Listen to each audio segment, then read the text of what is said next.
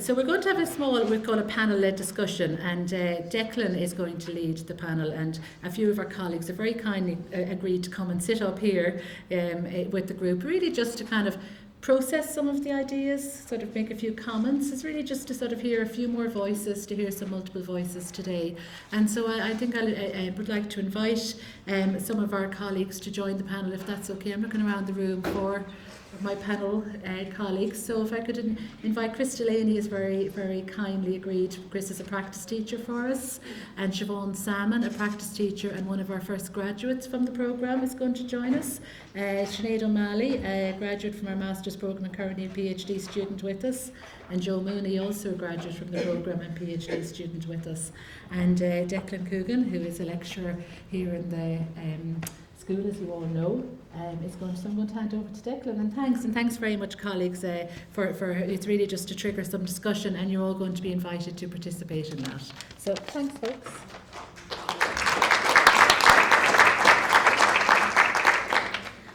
Okay, so thank you, Caroline. We'll take a few moments to organise things. We're going to take a moment or two to organise microphones and a slide as well. I also have some students on standby for a moment to deal with the mics, not just yet. We'll have questions from the floor shortly.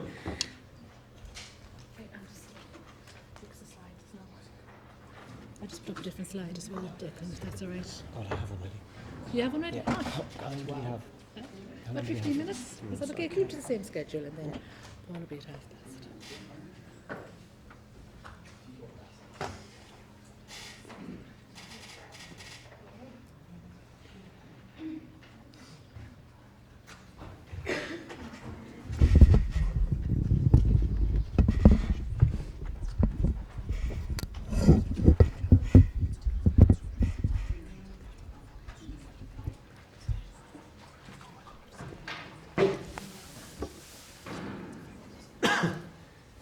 So what we plan to do is, before we begin the discussion, we have a few moments where we'll all introduce ourselves, say a little bit about our work and our interest, and then people will give a short reaction to what they've heard so far today, and then we'll open it out to the floor. We have some roving mics for people to, from the audience, to have some questions or comments.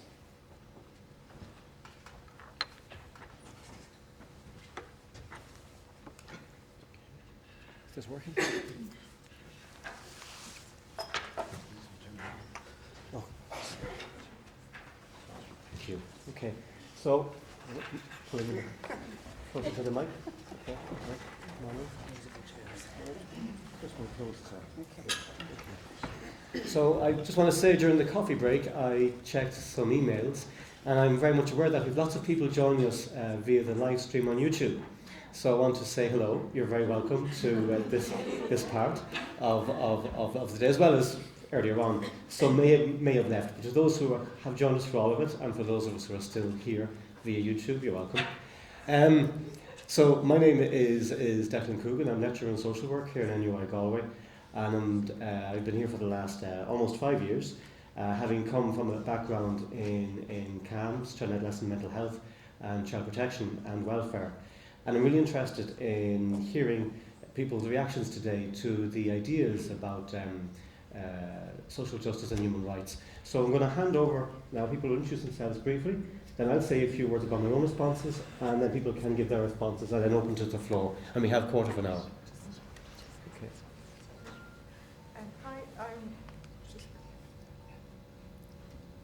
I'm Siobhan Salmon, and I was one of the first graduates from the programme here, and I'm now working in the Child and Family Agency just down the road, in the long-term child protection and children and care team. Do I go? I suppose, first of all, when we started here, I came back this year and did the postgraduate in supervision and management and practice teaching, and when I arrived here first, there was one, I think, shelf in the library with social work books on it, and when I came back this year, there's whole sections, and I think that speaks volumes about how how much the course has progressed. And in our own department, we have a couple of students there nearly all the time, and they're really part of the team. And our team now come over here 4 or 5 times a year for training. So I just think that says an awful lot about how the course has developed and how important it is here in the west of Ireland. Hi, my name is Sinead O'Malley. I graduated last year from Masters in Social Work and I've just started on the second year of a PhD programme looking at mothers in prison in Ireland. And is it reflection now? Yeah? Okay. My name is Joe Mooney, and same as Sinead, I graduated in 2013 from the Masters here in NUI. I'm currently in the second year of my PhD with the UNESCO Child and Family Research Centre under our new umbrella with the Institute for Life Course and Society and a new building up the way. So I'm looking at adult disclosures of child sexual abuse, specifically to social work services. Thanks. My name is Chris Delaney. I work in the addiction services and I did a practice teaching course here 2 years ago. And I also have a background in child protection and homelessness and mental health. And find the college here, the whole very supportive around training and looking at the whole issue of human rights, which is so important. So I suppose one thing that strikes me from today, from listening to the speakers and speaking to some of the students and practitioners who are here, is the whole issue of the use of power and how we can use as social workers our power to help change happen in people's lives. So that's one thing that stands out for me. I may say more in a few moments, but I'd like to open up to the panel and see what your impressions are, your reactions and responses are to what you've heard today so far. Unfortunately, missed the first speaker, so. I suppose just to tie into the issue of power, as you mentioned, Declan, I suppose what sort of connected to that, what struck me was a lot of discussion around the service user, if we want to call them that, their voice and their power, and sort of social work making a journey back towards that, and see that as kind of crucial. It's a crucial part of what I'm looking at, but it seems to be more and more on the agenda in forums like this, such as the one we're having here today in the university, but last week as well we had another similar forum, and that sort of debate is starting to re-emerge, which is great. I think all the speakers reflected it today. Okay, I suppose one thing that stood out for me was a state that's built on capitalism or commodity is complete direct conflict with human rights and social justice, but as social workers we can work in that space as brokers between the community and the voice of the people that we work in who are marginalised and vulnerable, and bring that to the state and to the government and make it a live debate discussion, and that's something that that there is space to do that and maybe do it better so that was kind of something that stood out for me today. I think sometimes social workers might feel a little bit powerless in the day-to-day work. You're stuck in your own caseload, and I think for me the key to us kind of taking control over things a little bit more is using, say, our supervision to kind of hone our skills and be reflective and to look at how we're making decisions and how that impacts on our clients. And I think also to have a space in your work week or every fortnight where you're not just doing your direct casework, where you're involved in some other community-based activity, and that the space within your team, no matter how busy it is, to do that. I think that's very important to help you feel empowered in your work, and so that you can have, I suppose, the energy to keep going. Mm-hmm. I think that's really so important. The need to meet with your colleagues and your peers to get the energy to keep doing the work and to think about how to do the work differently. Kerry, the last speaker, I was very inspired by her presentation, and she talked about courage. And you need courage, and you need to encourage, which is giving other people courage. So that it's so important to have a peer group who have the same values as you too, because it can be difficult if you are the lone voice, and the crank and talking out. And I suppose every day, all the time, we need to look at our work and. Okay, there's been 2 huge scandals this week and they're very dramatic, but they're happening all the time. That's kind of, we're coming across situations all the time where somebody is being, devalued or disrespected or, so it's just, I think that it's to support each other, because it can get very depressing. It can get very exhausting, and definitely even to have the support of one another with people who hopefully have the same values as you just helps a lot. You know? And I think that can come through getting together informally or formally with colleagues and through other groups, through the ISW, through the SWAN network, through the unions if you're involved with them. I think it's really important. What also strikes me as important as well is the big and the small gestures. So the small gestures can be as a multidisciplinary team meeting, as a social worker, to ask the awkward questions, to ask the why questions, to ask questions about, well, what is it that the service user needs and wants, rather than just, well, what can we offer from a very much reduced pool of resources? No, ask first, what do they need, what do they want, rather than what can we offer.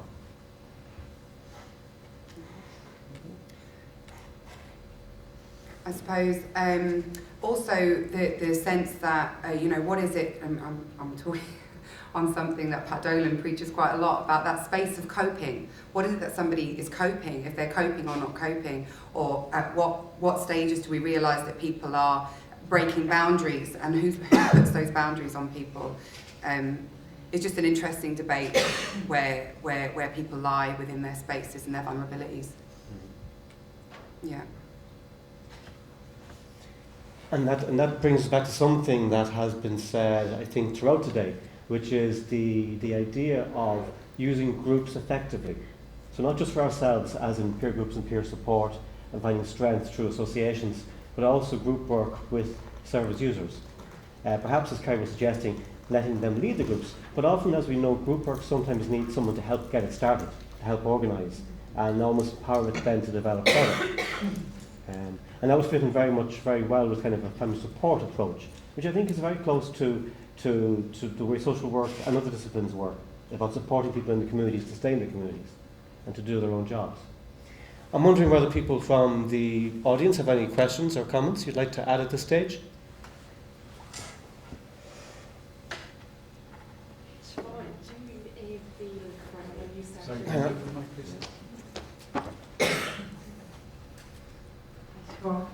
Do you feel, since you started in child protection, that child protection social workers have got better with meeting directly with the child and listening to the child's views? I think that's definitely the case. Actually, I suppose I'm only 4 years working in that job. Before that, I did a few other things, but I think if you pulled out all the files, there might not be loads of evidence of children have been met with, but it definitely did happen. But I think we're much better at evidence in our work, and I think we are much better now at it, because I suppose it's part of our forms now. It's much, you have to give the views of the child, and I think it is definitely an integral part of the work now. It's something that you would never go without doing if you're doing an assessment, and I think that's really important, because the children is the most important part of the work.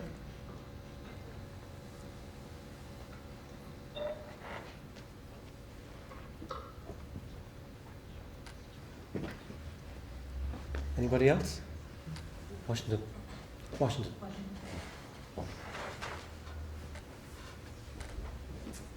I don't really have a specific question, but what stood out for me today was when Mary was speaking about the capacity bill, and how that when assessing capacity, that we would be now taken from a multidisciplinary approach.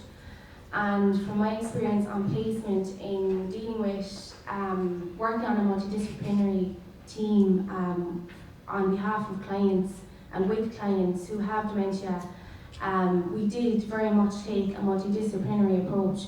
But what worries me is that the medical professions actually have the final say in like assessing capacity, even though like all the other professionals might be saying one thing. It is the one profession that makes the decision at the end of the day, despite what all the other professionals are saying. So I think that's a human rights issue. I wonder, Mary Bird, do you want to comment on that? Yeah, just to say, I think it's great that you're experienced the adoption of a multidisciplinary approach and the benefit of that, and that's without the change in the law. So if the change in the law comes and you have these principles that I emphasised, and I think that's where social workers come in. You can point out this is what we're supposed to do. I mean, you have it, whereas now that isn't the case. It's not as strongly, embedded in law at all. I mean, it's in the Medical Council guidelines, which is kind of surprising sometimes. But yeah, I think that will get better, and I'm delighted to hear you have that experience.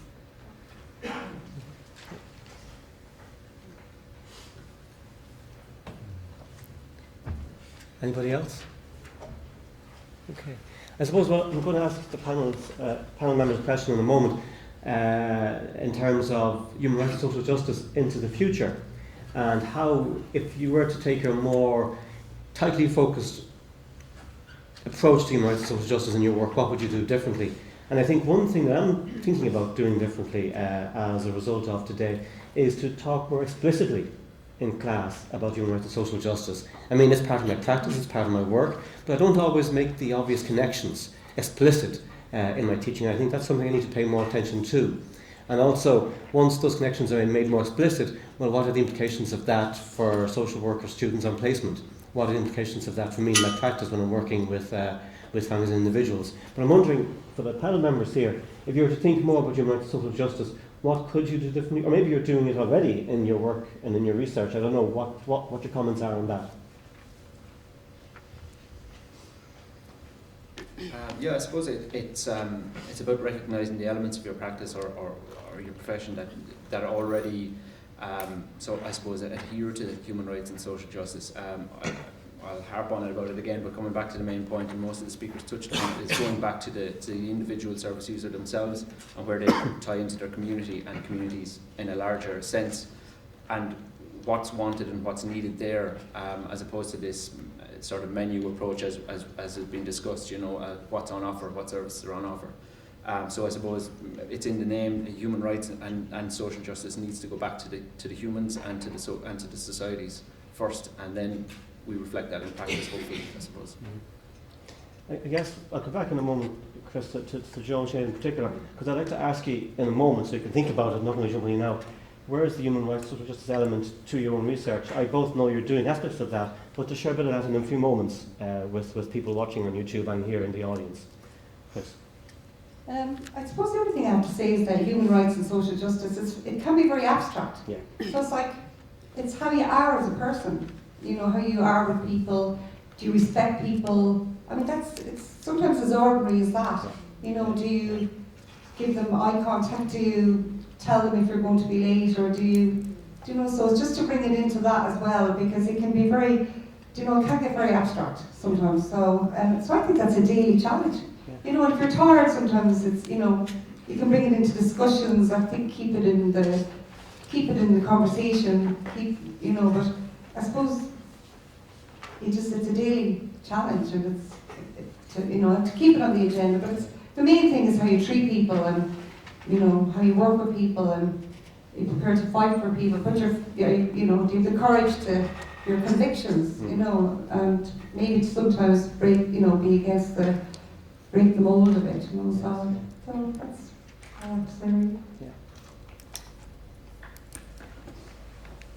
For me, I think the key is the relationship piece of social work, and I suppose no matter whether somebody is not able to speak, or you're standing in a traveller in a halting site, or no matter, or as one of the refuges, people, when you look in their eyes, can see whether you respect them and whether you value them as a person. You might not agree with what's happening, you might have to make very difficult decisions about their children, in my case, but I think people can always tell if you value them as a person. I think it's really important for us to remember that, although I'm always late, so.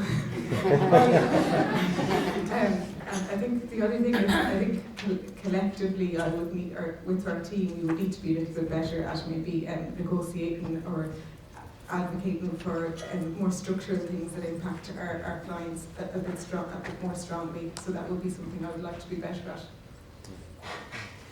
I wonder whether either you want to say something about your work? Okay, I'll go first. Okay, so I did a small piece of research as part of the Masters in Social Work, and one of the things I started to look at in the PhD was the human rights element for the women, for the mothers in prison. And in fact, the research was focused on the DOCUS, so The services available to women in there were really, really good. So that's one thing. Is hard, you know, I think sometimes we're talking about human rights and social justice, we're talking about stuff that people don't have. Well, the women in there have really good services. However, the women's prison in Ireland are the most overcrowded prisons in the country. So there are elements of overcrowding and whatever that brings as well. And I was in Limerick for the first time this year, and the difference is stark between the two. They're absolutely horrendous between the two. So just to make that distinguish. The other thing within my own research, the second phase of it is qualitative. So it's listening to the voices, the stories of the women. And I think that is paramount in being able to change or make changes for them, is going back to what it is that they're saying and their stories, and just listening to their voices.